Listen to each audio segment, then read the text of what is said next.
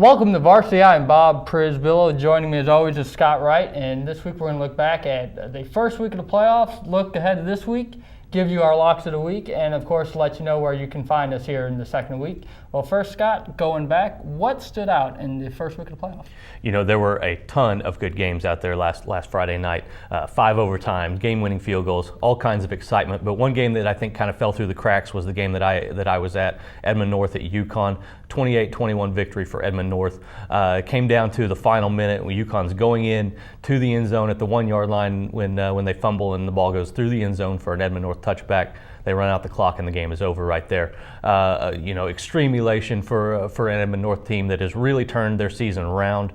I saw them twice earlier in the year at Putnam City and at Mustang, and that was a team that was really struggling at that point. 2 bad losses. Defense has really turned things around. The offense is going strong behind running back Jerry and Tudman. Very impressive victory and a very exciting one. A very crushing defeat for a UConn team that had higher expectations than a first-round loss. And your game was part of my 90-minute stretch that was just insane. From 9:30 to 11 o'clock at night, it was just a constant check of Twitter and text messages when it comes to games like Westmore and the Bombers, Carl Albert Duncan, Norman, and Owasso. I couldn't believe that Westmore was able to win in overtime. And then also Duncan's coming back against the Titans, but Carl Albert's able to pull that one out in overtime. And Norman and Owasso, that was just incredible, going 5 overtimes for the Rams were finally able to win. That's what you hope the playoffs are all about, and it was a lot of fun to just track that all. It was very exciting. Now, looking ahead to this week, Scott, what are you looking forward to? You know, I'm really pretty excited about the game that I'm going to be covering this week.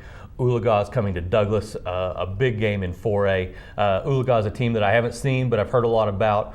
Really big and physical up front, and Douglas really prides themselves on what they can do in the trenches as well. They're coming off of what Coach Willis Alexander called their defensive line's best half of football. He said they didn't play all that great in the first half against Elk City, but the second half they really got to the quarterback. They were able to sack Will Davis 6 times on Friday night. A crucial turning point in that game was the defensive line play in the second half. And so this will be a really interesting game. They obviously love the power running game with Alliston Cobb, who has set the single season record at Douglas now for rushing yards, up over 1,800 yards. Going to be a big game. I expect a lot of battles inside on this one. Well, there's no such thing as a bad second-round matchup, and what I'm looking forward to is Lawton and Broken Arrow, the game that I consider the game of the second round. The Tigers have never traveled as far as they're going to travel on Friday, and I'm very interested to see what kind of effect that plays in the game. And I saw Lawton last week. I was very impressed. They are skilled on both sides of the ball. This is going to be a real battle. I know the East Side's been dominant for so long.